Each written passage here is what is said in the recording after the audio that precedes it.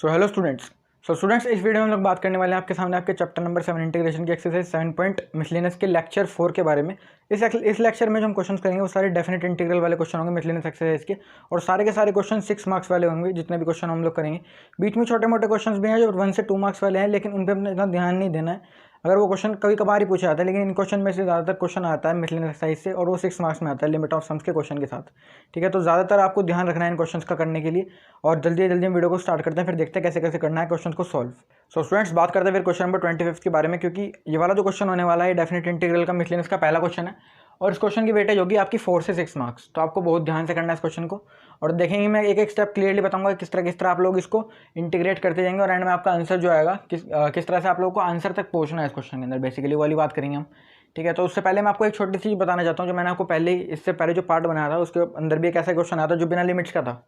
तो उस क्वेश्चन में आपको मैंने एक बात बताई थी कि जब भी इंटीग्रल ऑफ e की power x f x plus F dash x आता है, तो इसका आंसर आप लोग डायरेक्ट लिखते हो कितना, e की power x dot f x plus c. कहने का मतलब ये, अगर इंटीग्रल में आपके पास फंक्शन और उसका डिफरेंशिएशन प्लस जो e की पावर x एक्सपोनेंशियल फंक्शन हो मल्टीप्लिकेशन में इनके साथ, तो आपका आंसर डायरेक्ट आप लिख सकते हो e की पावर x के साथ मल्टीप्लाई में फंक्शन और प्लस सी। ठीक है, देखते हैं इस क्वेश्चन में अप्लाई कैसे करना है इस चीज़ को, जो ऊपर मैंने आपको बताई है छोटी सी फॉर्म, इसको अप्लाई कैसे करना है क्वेश्चन के अंदर। देखो e की पावर x लगा हुआ है, तो कहीं ना कहीं मेरे को आइडिया लग रहा है कि वाली फॉर्म लगेगी इसमें। ठीक है, तो देखते हैं फिर करना क्या है इसमें। आई इज इक्वल्स टू आप लोग पहले लिखोगे इसमें लिमिट्स लगाओ अपनी पाई/2 से पाई, e की पावर x को लिख लो। देखो मैं क्या करूँगा इस क्वेश्चन में, 1 माइनस साइन एक्स को तो ऐसे लिखा रहने दो, आप लोग इसको लिखो 1 माइनस साइन एक्स को, और 1 माइनस एक्स को 1 माइनस कोस एक्स कितना हो जाएगा, 2 sine square x by 2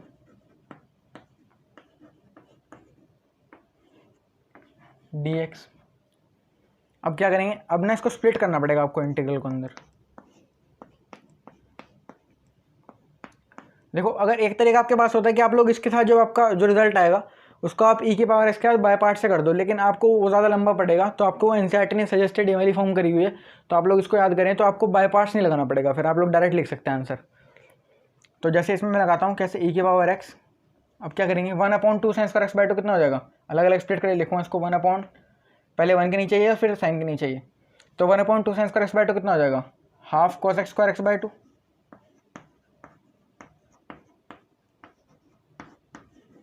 minus sine x को क्या लिख सकता हूँ, 2 sine x by 2 cos x by 2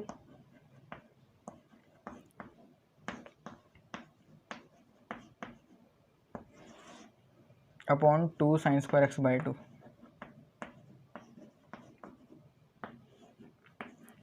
dx।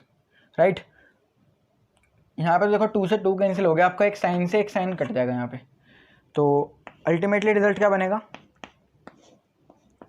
पाई/2 से पाई e की power x half cos x square x by 2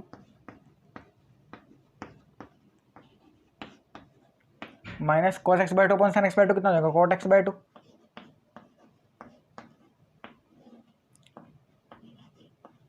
right, तो देखो आपका फंक्शन कितना हो जाएगा यहाँ पे, आप लोग इसको कैसे लिख सकते हो, आप लोगों को इसको ऐसे लिखना पड़ेगा, i इज इक्वल्स टू पाई/2 से पाई, आपका फंक्शन कितना है cot x by 2, cot x by का डिफरेंशिएशन कितना होता है minus cos x square x by 2, और डॉट x बाई 2 का कितना हो जाएगा, दोबारा से करना पड़ेगा तो 1/2। तो डिफरेंशिएशन तो पूरा ये है, फंक्शन ये है, लेकिन बीच में माइनस लगा हुआ है, तो इस माइनस को किसी तरह आप बाहर ले जाओ, कॉमन ले लिया मैंने माइनस को, e की पावर x कितना हो गया ये cot x बाई 2 प्लस का हो जाएगा, और cos x square x by 2 कितना हो जाएगा, माइनस का हो जाएगा ये।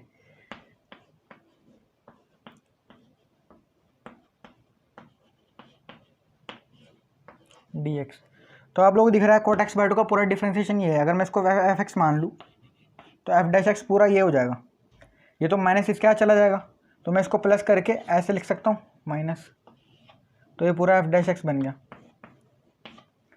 ठीक है, तो आपका आंसर क्या आता है इस इंटीग्रल का, e की power x f x plus c. तो आप लोग देख लो उसको ऐसे ही, अभी डायरेक्ट इंटीग्रेट हो चुका है ना यहाँ पे, तो आप लोग इसको क्या लिखोगे, माइनस, क्योंकि माइनस बाहर भी लगा हुआ इंटीग्रल के, तो वो वाला माइनस डॉट e की power x dot cot x by 2 plus C.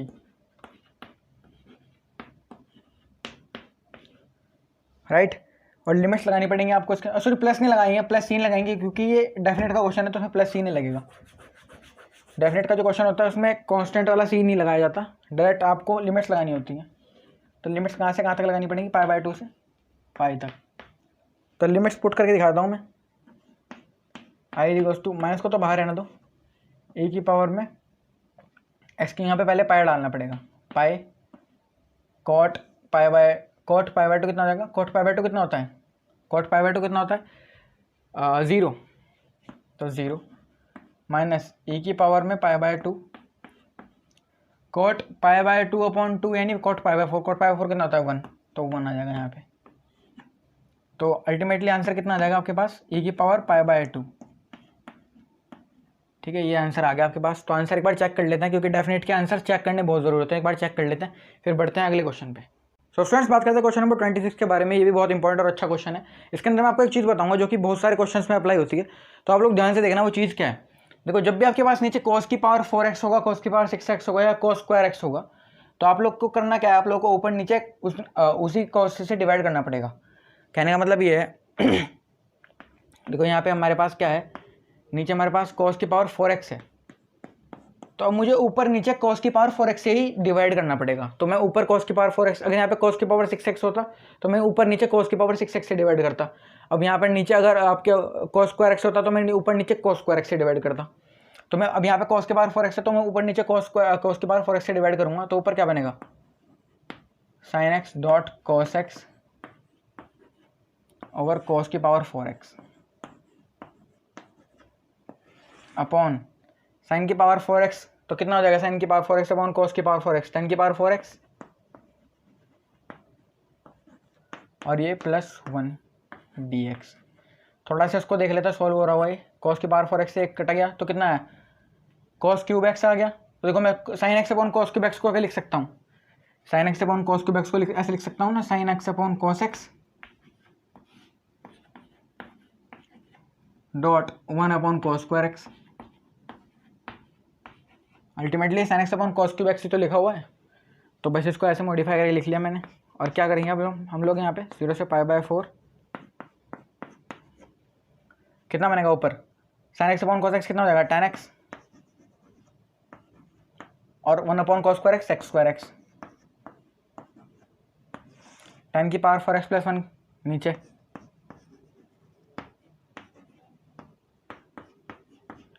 dx। तो आप लोग क्या करोगे, आप लोग tan स्क्वायर x को यहाँ पे t लेट कर लो और आपका पूरा क्वेश्चन खत्म हो जाएगा। तो मैं इसको डिफरेंशिएट करना पड़ेगा, कितना आएगा 2 tan x dot sec square x dx is equals to dt। ठीक है, तो ये 2 यहाँ से मैं ले जाता हूँ नीचे उसके dt के, तो dt/2। लेकिन आप लोग को डेफिनेट इंटीग्रेशन जब मैंने सिखाया था तो मैंने एक चीज़ और बताई थी कि जब भी आप डेफिनेट इंटीग्रल का क्वेश्चन करें और सब्स्टिट्यूशन करें उसमें t माने, तो आप लोगों को लिमिट्स भी चेंज करनी पड़ेगी। तो मैं यहाँ पे लिमिट्स चेंज करनी पड़ेगी, यानी पहले लोअर लिमिट डालूंगा इस फंक्शन में, कितना आएगा tan 0 का स्क्वायर, tan 0 कितना होता है 0, 0 का स्क्वायर 0, तो पहली लिमिट तो आ गई आपकी 0। अच्छा, दूसरी लिमिट के बारे में बात करते हैं, tan π/4 कितना होगा 1 और 1 का स्क्वायर 1, तो t = 1। ओके, 2 लिमिट्स आ गई आपके पास। तो थोड़ा इधर देख लेते हैं उसको, i = 0 से 1 और हाफ आपका बाहर आ जाएगा, हाफ ये वाला dt/2 का हाफ, राइट।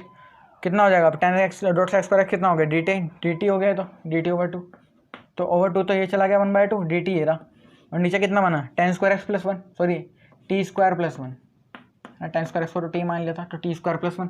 इसका इंटीग्रल कितना होता है tan इनवर्स t,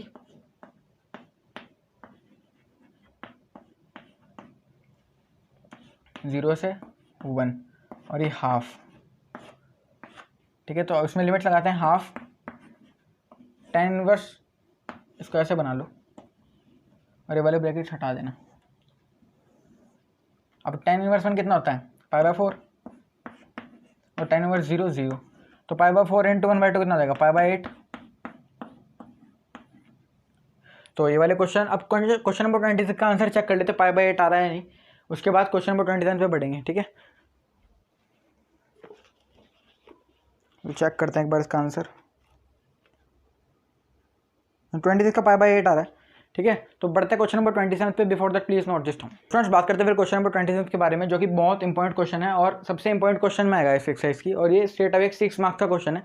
ये बहुत बार पूछा भी जा चुका है, लेकिन इस क्वेश्चन की स्पेशलिटी ये है कि आप लोग को इसमें क्वेश्चन का मॉडिफाई इतना करना पड़ेगा, उसके बाद ही इंटीग्रेट होगा। पहले आपको इसको मॉडिफाई करना पड़ेगा, ये भी इंटीग्रल फॉर्म में नहीं है बिल्कुल भी, तो आपको पहले से मॉडिफाई करके इंटीग्रेबल फॉर्म में लेके आना पड़ेगा, उसके बाद ही इंटीग्रेट होगा। तो करते हैं फिर क्वेश्चन को फटाफट स्टार्ट। कैसे होगा देखते हैं। पहले आप लोग देखो, मैं आपको धीरे धीरे एक एक स्टेप बताऊंगा क्वेश्चन में, किस तरह आप इसको इंटीग्रेट कर सकते हैं। पहले आपको cos स्क्वायर एक्स दिख रहा है पूरे क्वेश्चन में, cos स्क्वायर एक्स, तो आप इस sin स्क्वायर एक्स को भी cos स्क्वायर एक्स ही बना लो। cos square x plus 4 1 minus cos square x, right.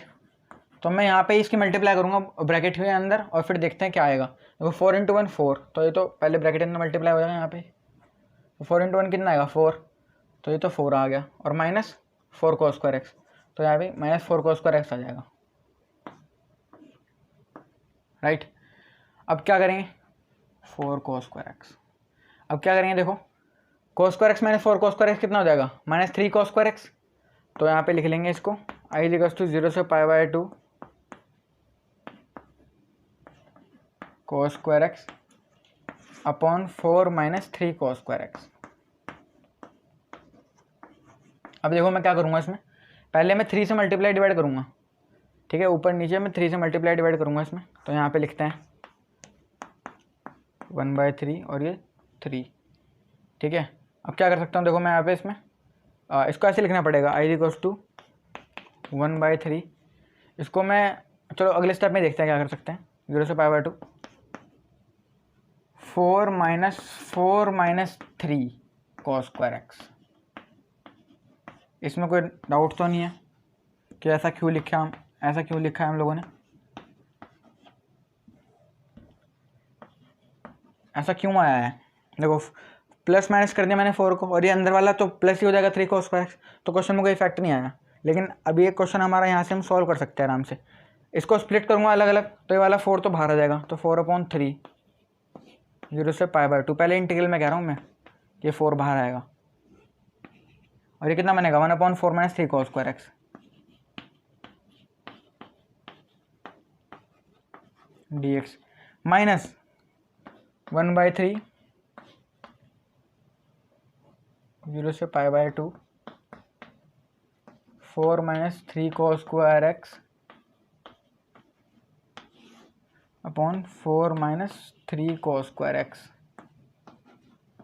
dx, ठीक है। ये इससे तो ये कट गया, और ये कितना बना 1/4 माइनस 3 cos स्क्वायर एक्स। अब इसको इंटीग्रेट करना मुश्किल है थोड़ा सा, तो इसको अगर आप लोगों ने प्रैक्टिस नहीं करी तो आपसे इंटीग्रेट होगा नहीं जल्दी। वैसे इसको करने में ज़्यादा कुछ है भी नहीं, तो मैं दिखा देता हूँ करके। इसको I1 मान के मैं यहाँ पे इंटीग्रेट कर रहा हूँ, ठीक है। उसके बाद आप लोग क्वेश्चन को असेंबल करके खुद लिख देना आंसर।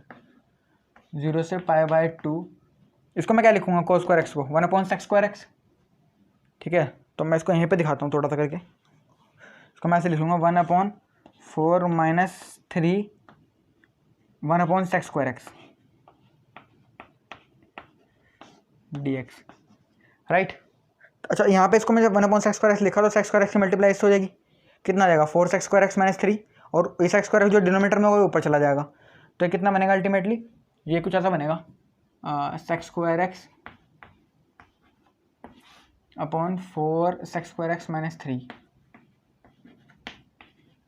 dx, ठीक है। इसके बाद थोड़ा सा एक स्टेप और कर देता हूँ, 0 से π/2 sec square x upon 4 sec square x को लिख लो 1 + tan स्क्वायर एक्स, यानी 4 + 4 tan स्क्वायर एक्स, मल्टीप्लाई कर दी 4 की डायरेक्ट अंदर ही, माइनस 3 dx। देखो अगर आपको शॉर्ट समझ नहीं आता तो ये सिर्फ आपकी लैक ऑफ प्रैक्टिस की वजह से है। अदरवाइज जो बच्चा जिसको अच्छी प्रैक्टिस होगी वो फटाफट देख के बता देगा कि अगला स्टेप होने क्या वाला है, क्योंकि अब ज़्यादा कुछ क्वेश्चन में रह नहीं गया। लेकिन फिर मैं आपको क्वेश्चन आगे तक करके दिखा रहा हूँ। लेकिन अगर आपको फिर भी प्रॉब्लम हो रही है तो आप लोग अच्छे से प्रैक्टिस करो चैप्टर की, तभी आपको क्वेश्चन जल्दी जल्दी स्ट्राइक होंगे इसके। sec square x upon 4 minus 3 कितना हो जाएगा 1 + 4 tan स्क्वायर एक्स dx। अब इस क्वेश्चन में कुछ नहीं है, आपको सिर्फ tan x को t लेट करना है, और sec square x dx = dt, ठीक है। उसके बाद ये क्वेश्चन कुछ भी नहीं रहेगा, आपको सिर्फ टी लेट करना और ये आराम से एक फॉर्मूला बन जाएगा। उसके बाद इसको फॉर्मूला डाल के इंटीग्रेट फॉर्मूले से इंटीग्रेट कर देना और एंड में जो आंसर आएगा उसमें ये सब जोड़ देना, असेंबल करके आपका फाइनल आंसर आ जाएगा। ठीक है, क्वेश्चन इसी तरह से इंटीग्रेट होता है। बढ़ते हैं 28th question. Before that please note this term. तो स्टूडेंट्स बात करते हैं क्वेश्चन नंबर 28 के बारे में। बहुत ईजी क्वेश्चन है लेकिन थोड़ा सा इंपॉर्टेंट भी है। मैंने आपको बताया था ना स्टार्टिंग में कि क्वेश्चन सारे 4 से 6 मार्क्स के इंपॉर्टेंट क्वेश्चन है। तो ये क्वेश्चन मेरे को जब आया था, मेरे को एग्जाम में आया था, ये बोर्ड एग्जाम में नहीं, लेकिन जहाँ पे मेरे एग्जाम में आया था स्कूल के, ये 6 मार्क्स में आया हुआ था क्वेश्चन। तो इस क्वेश्चन में मतलब कुछ तो है करने के लिए। अगर आपको नहीं पता इसकी ट्रिक तो आप लोग डायरेक्ट इसको इंटीग्रेट नहीं कर सकते, क्योंकि क्वेश्चन में एक ट्रिक लगेगी छोटी सी, उसके बाद ही इंटीग्रल फॉर्म में आएगा, तब आपको आराम से इंटीग्रेट होगा। लेकिन जब ट्रिक लग जाएगी ना, तब उस क्वेश्चन में कुछ रह नहीं जाएगा। तो सबसे मेन पार्ट इस क्वेश्चन का ट्रिक ही है। तो ट्रिक देखना क्या है ध्यान से। एक तो बात मैं आपको बता दूं कि जब भी आपके पास नीचे sin 2x और ऊपर sin x plus cos x मिले ना आपको, तो आप हमेशा याद रखना कि मोस्ट ऑफ द टाइम्स जो ऊपर वाली चीज़ है हमेशा डेरिवेटिव बन जाएगी, पूरी डेरिवेटिव में चली जाएगी। तो इस क्वेश्चन में भी ऐसा ही होने वाला है। शायद देखते हैं करके। π/6 से π/3। देखो sin x plus cos x होता है, ऐसे लिख लो। सारा चेंज अभी नीचे करेंगे हम लोग डिनोमिनेटर में। मैंने क्या करा, इसको sin 2x को लिख लिया 2 sin x cos x।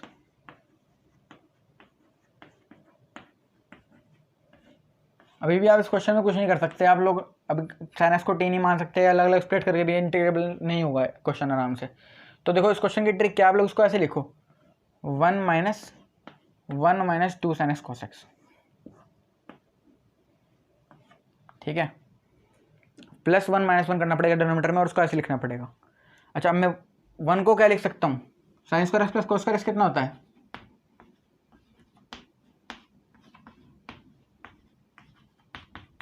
1 होता है ना। तो हमने अब तक लिखा है sin square x plus cos square x को 1, तो 1 को भी तो ये लिख सकते हैं। तो इसको 1 को यहीं पे ये लिखना है बस।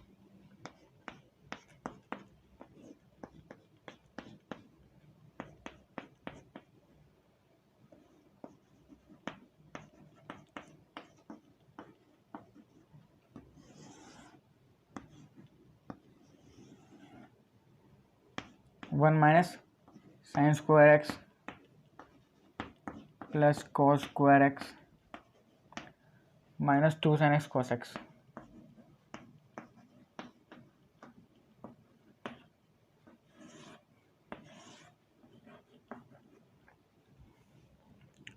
तो कितना हो जाएगा अभी, i इक्वल्स टू π/6 से π/3 sin x plus cos x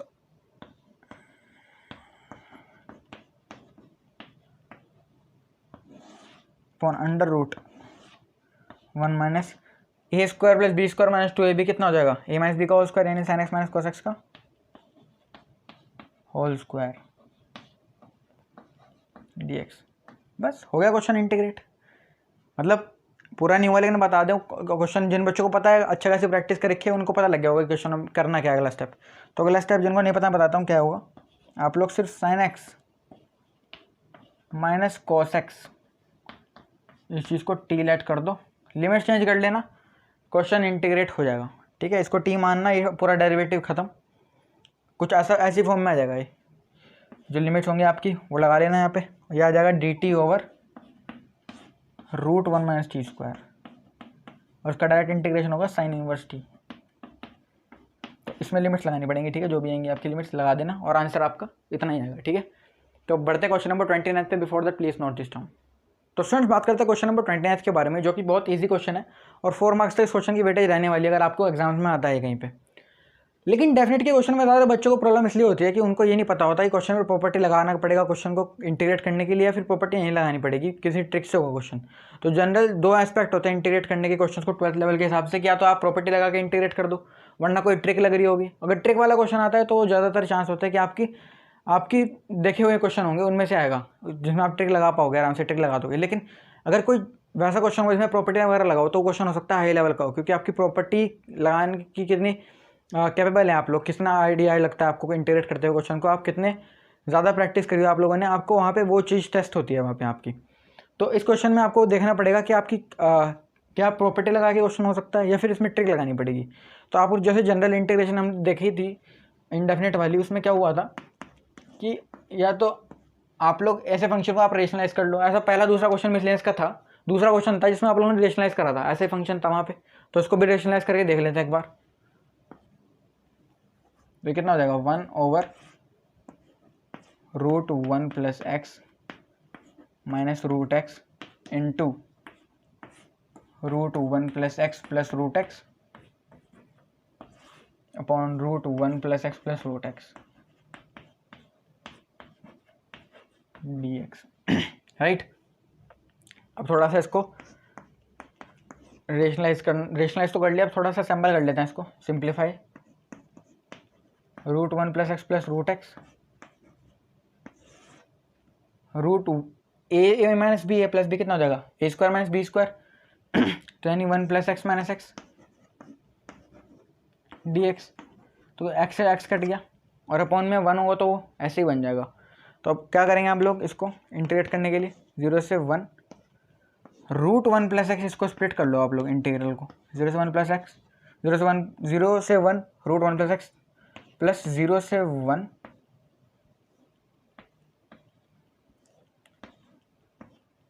√x dx।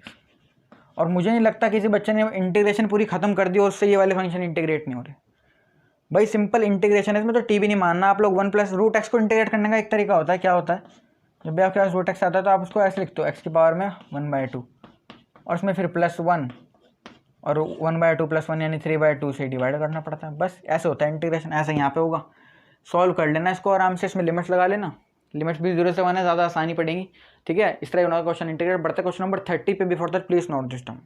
So students बात करते हैं क्वेश्चन नंबर 30 के बारे में, जो कि मोस्ट इंपॉर्टेंट क्वेश्चन है इस एक्सरसाइज का, और ये काफ़ी बार बोर्ड एग्जाम से पूछा जा चुका है। ये टीचर्स का है, हर किसी जो भी आपको क्वेश्चन ये वाला देगा, ये क्वेश्चन में ऐसी ट्रिक लगेगी, इसको करने के वैसे 2-3 तरीके हैं, लेकिन इसमें क्वेश्चन में जो ट्रिक मैं आपको बताने वाला हूँ ना, अगर ये क्वेश्चन बदल के भी आता है, मतलब 9 की जगह 16 और 16 की जगह 9 करके भी आता है, तो आप लोग इस क्वेश्चन को तब भी आराम से कर दोगे, है ना।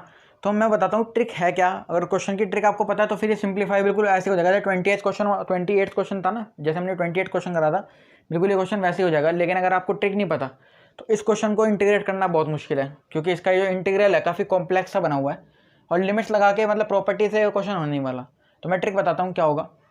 देखो आपकी ट्रिक क्या है, 9 = आपको सिर्फ 25 - 16 लिखना है, ठीक है। अगर क्वेश्चन में यहाँ पे 9 की जगह 16 और 16 की जगह 9 आ जाता है तो आप लोग क्या करोगे, इसको फिर 16 को आप लोग क्या लिखोगे 25 - 9, ठीक है। जिन बच्चों को नहीं पता लगा मैंने क्या बोला, उसको यहाँ पे देखना क्या करा मैंने। 0 से π/4 sin x + cos x तो ऐसे ही था, राइट। 9 को मैं क्या लिख लूँगा 25 - 16, 25 - 16 plus 16 sin 2x, right. i = 0 से π/4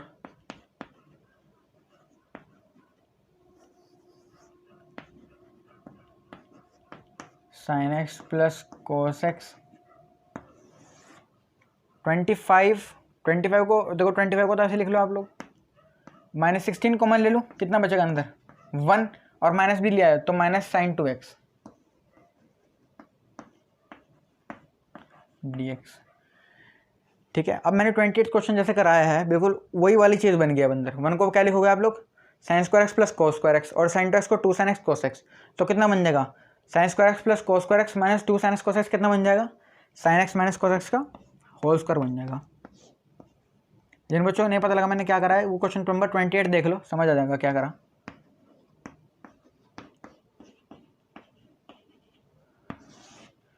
को लिख लो 5 का स्क्वायर -16 और ये कितना बनेगा sin x - cos x का होल स्क्वायर,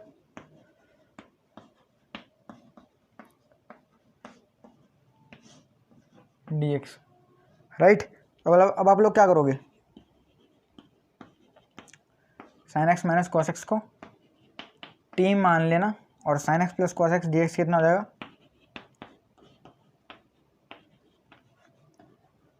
ये dt हो जाएगा। और लिमिट चेंज कर लेना और आराम से क्वेश्चन अब इंटीग्रेट हो जाएगा। ये कुछ ऐसी फॉर्म बनेगी जो भी आपकी लिमिट्स आएंगी चेंज करेगा इसको, ये ऊपर वाला तो dt बन जाएगा dt, और नीचे वाला कितना बनेगा 5 का स्क्वायर -16 t², ये ऐसे लिखा हुआ है 16 टी स्क्वायर, तो इसको क्या लिखना पड़ेगा 4t का होल स्क्वायर, तो मैंने यहाँ पे ही लिख लिया 4t का होल स्क्वायर, राइट। तो a square minus x square कितना बनेगा, अभी फॉर्मूला आप लोग लगा लेना, 1/a² माइनस एक्स स्क्वायर होता है 1/2a ln a plus x upon a minus x plus c, ठीक है। तो उसके क्वेश्चन को ऐसे इंटीग्रेट करने के बाद स्पेशल इंटीग्रल्स के आराम से आपका आंसर आ जाएगा, ठीक है। जो भी आंसर आएगा आपका वो इसी तरीके से आएगा। क्वेश्चन में ट्रिक सिर्फ ये लगनी थी। अब बढ़ता है क्वेश्चन नंबर 31 पे। Before that please note this down. So students, बात करते हैं क्वेश्चन नंबर 31 के बारे में। इजी क्वेश्चन है और आराम से एक ट्रिक लगेगी और आराम से क्वेश्चन हो जाएगा। ट्रिक भी नहीं है, मतलब फॉर्मूला खोलना है सिर्फ और क्वेश्चन इंटीग्रल फॉर्म में आ जाएगा। देखते हैं क्या है। 0 से π/2। वैसे बहुत कम बच्चों की प्रॉब्लम होगी इस क्वेश्चन में। तो 2 sin x cos x sin x का formula 2 sin x cos x dot tan inverse sin x dx, right. क्या करना है, सिर्फ sin x को t मान लो, cos x dx equals to dt और लिमिट चेंज कर लेना। sin 0 तो 0 हो जाएगा और sin π/2 1 हो जाएगा, तो 0 से 1 हो जाएगी लिमिट। 0 से 1 2 sin x तो t मान लिया आप लोगों ने, तो 2t और cos x dx पूरा कितना हुआ dt और dot tan inverse t, tan inverse t dt, ठीक है। तो इनवर्स फंक्शन है, फर्स्ट हो जाएगा और ये अलजेब्रिक का तो सेकंड हो जाएगा। 2 को बाहर लिख लेना, एक काम करना 2 को बाहर लिख लेना, ठीक है। और tan inverse t dot t में बाय पार्ट्स लगाना, लिमिट्स पुट कर देना, आराम से आंसर आ जाएगा, ठीक है। बढ़ते क्वेश्चन नंबर 32 पे। Before that please note this down. तो स्टूडेंट्स, बात करते हैं क्वेश्चन नंबर 32 के बारे में। इजी क्वेश्चन है, लेकिन इस क्वेश्चन में आप लोगों को थोड़ा लेंदी पड़ सकता है क्वेश्चन, क्योंकि इस क्वेश्चन को आप लोग पहले सिंप्लीफाई करेंगे, उसके बाद इसमें ट्रिक लगानी पड़ेगी, फिर इसमें लिमिट और फिर इसका आंसर आएगा। तो पहले सिंप्लीफाई कर लेते हैं इस क्वेश्चन को जल्दी। देखो, पहले तो सारे जितने भी tan और sec वाले फंक्शन को sin cos में कन्वर्ट करो। सबसे बढ़िया काम इस क्वेश्चन में आप लोग यही कर सकते हो। तो कितना हो जाएगा x sin x upon cos x और नीचे कितना आएगा 1/cos x plus sin x upon cos x dx। तो सारे cos x कट जाएंगे आपस में। तो अल्टीमेटली क्वेश्चन क्या बनेगा, 0 से π x sin x upon 1 plus sin x dx, right. अच्छा, अब क्या कर सकते हैं, थोड़ा सा काम हम देखो। 0 से a वाली लिमिट याद है, प्रॉपर्टी का क्वेश्चन हो गया अभी 0 से a वाली प्रॉपर्टी आपको लगानी पड़ेगी, तभी आराम से इंटीग्रेट होगा। क्योंकि प्रॉपर्टी वाले क्वेश्चन में क्या होता था, जब यहाँ पे x आता था तो ये सिर्फ प्रॉपर्टी से भागेगा, 0 से a वाली प्रॉपर्टी से। जब तक ये x नहीं जाएगा तब तक आप क्वेश्चन इंटीग्रेट नहीं कर सकते। तो पहले आपको इस x को भगाना पड़ेगा। तो देखो कैसे भागेगा ये, 0 से π x यहाँ पे कितना लगाऊँ π माइनस एक्स, क्योंकि मैं a माइनस एक्स वाली प्रॉपर्टी लगा रहा हूँ यहाँ पे, जो 7.11 में पढ़ाई थी मैंने। और sine π minus x 1 plus sine π minus x dx, right. थोड़ा सा और लगाते हैं, 1-2 स्टेप। 0 से π माइनस एक्स को तो ऐसे लेना, तो π माइनस एक्स को साइन π माइनस एक्स कितना होता है, sine π minus x sine quadrant में साइन पॉजिटिव, तो साइन एक्स आ जाएगा ये 1 plus sine x dx, right. अच्छा, अब थोड़ा सा इधर देखते हैं इस क्वेश्चन को। i equals to 0 to π multiply करो sine π sine x minus x sine x, तो अलग अलग कर लेंगे इसको। π sine x upon 1 plus sine x dx, right. और माइनस 0 से π x साइन x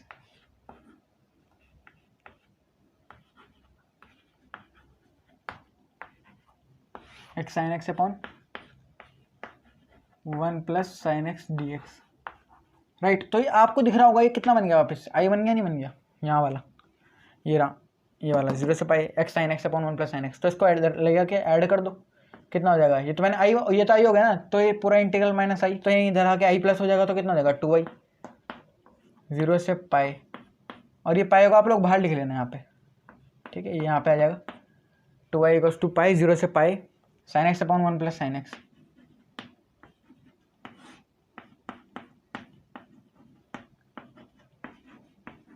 तो किसी बच्चे से अभी भी ये इंटीग्रेट नहीं हो रहा है ना।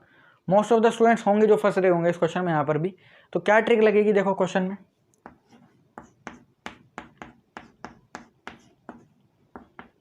जीरो से pi sine x over 1 plus sine x into इसके रेशनलाइजेशन कर दो अब इसकी 1 minus sign x upon 1 minus sine x.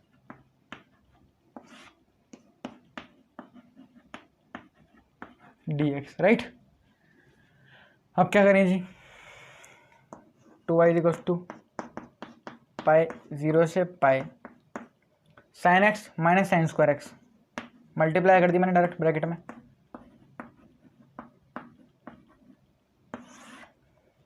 ए प्लस बी ए माइनस बी यानी ए स्क्वायर माइनस बी स्क्वायर यानी 1 माइनस साइन स्क्वायर एक्स यानी कॉस स्क्वायर एक्स dx। देखते हैं क्या होगा इसका आंसर, 2y इक्वल्स टू पाई 0 से pi sine x upon cos square x.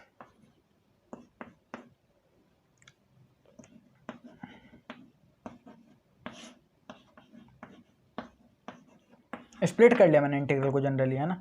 Basically मैंने इस क्वेश्चन को स्प्लिट करके यहाँ से इंटीग्रेट करूँगा मैं इसको 0 से pi sine square x upon cos square x ten square x right. अच्छा जी अब क्या हो जाएगा, अब तो आराम से इंटीग्रेट हो जाएंगे आपसे यहाँ से, sine x upon cos x tan x और 1 upon cos x sec x. तो इसका तो आंसर आ जाएगा ये वाला इंटीग्रल जो होगा sign x upon cos x tan x और सेक एक्स आएगा ना, तो सेक एक्स टेन एक्स का इंटीग्रेशन कितना होता है सेक एक्स।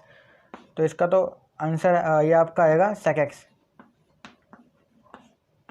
0 से पाई माइनस पाई 0 से पाई टेन स्क्वायर को कैसे करूँ सेक स्क्वायर एक्स माइनस 1, तो यानी ten x minus x. Limits कहाँ से कहाँ तक, 0 से पाई तक राइट। तो क्वेश्चन हमें जिस तरह करा इस तरीके से क्वेश्चन होना था इंटीग्रेट, ठीक है। इसके बाद तो ये क्वेश्चन आराम से हो जाना चाहिए, अगर अभी भी नहीं हो रहा तो फिर आपको पहले से ही प्रॉब्लम आ रही होगी हर क्वेश्चन को करने में। तो इसके बाद हम बढ़ते हैं 33rd question, before that please note this down. तो फ्रेंड्स बात करते हैं क्वेश्चन नंबर 33 के बारे में, और इस वीडियो का ये लास्ट क्वेश्चन होने वाला है। इसके बाद जो क्वेश्चन होंगे वो लास्ट लेक्चर में जो कि लेक्चर 5th होगा, और उसके अंदर हम लगभग सारे क्वेश्चन कर देंगे। बस एक बड़ा सा क्वेश्चन लिमिट ऑफ सम्स का है, उसको देखना है उसमें, और बाकी सारे क्वेश्चन छोटे छोटे हैं। एक लास्ट वाला क्वेश्चन इंपॉर्टेंट है, उसके अलावा सारे क्वेश्चन आप लोग खुद भी कर सकते हैं, एक बार देख सकते हैं आप लोग खुद करने के लिए। लेकिन अगर फिर भी नहीं हो रहा फिर मैं बता दूंगा कैसे होगा। देखो इस क्वेश्चन को पर्टिकुलरली करने के लिए आपको पहले बता दूं कि ये question most of the time board में पूछा जाता है। एक तो क्योंकि ये मॉडुलस फंक्शन है, ऊपर से इसके अंदर ये क्वेश्चन थोड़ा सा लेंदी भी पड़ेगा इंटीग्रेट करने के लिए। अगर ये आराम से इंटीग्रल फॉर्म में आ गया एक बार तो उसके बाद ये क्वेश्चन आराम से खत्म हो जाएगा, इसमें करने के लिए कुछ है नहीं। लेकिन ये थोड़ा सा लेंदी है और आपको मॉडुलस खोलना आना चाहिए, तभी ये क्वेश्चन इंटीग्रेट हो सकता है। तो इसलिए क्वेश्चन इंपॉर्टेंट है। तो हम इस क्वेश्चन को देखते हैं कि मॉडुलस खोलना कैसे है। कुछ टीचर्स कुछ बच्चे क्या करेंगे, इसको अलग अलग स्प्लिट कर लेंगे। हाँ 1 से 4 मोड एक्स माइनस 1 प्लस 1 से 2 1 से 4 मोड एक्स माइनस 2 प्लस 1 से 3 मोड एक्स माइनस 3, और तीनों को इंटीग्रेट कर दो। तो उससे क्वेश्चन होगा नहीं, पहले मॉडुलस में फंस जाओगे आप लोग।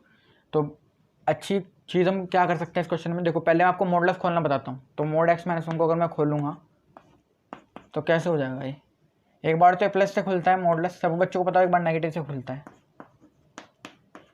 ना। मॉडुलस के ऊपर जो वीडियोस हैं वो पहले उसमें 7.11 में जो मॉडुलस वाला क्वेश्चन है उसमें मैंने समझा हुआ है मॉडुलस को कैसे करते हैं। लेकिन फिर भी हम थोड़ा सा देख लेते हैं कि मॉडुलस कैसे होता है सॉल्व।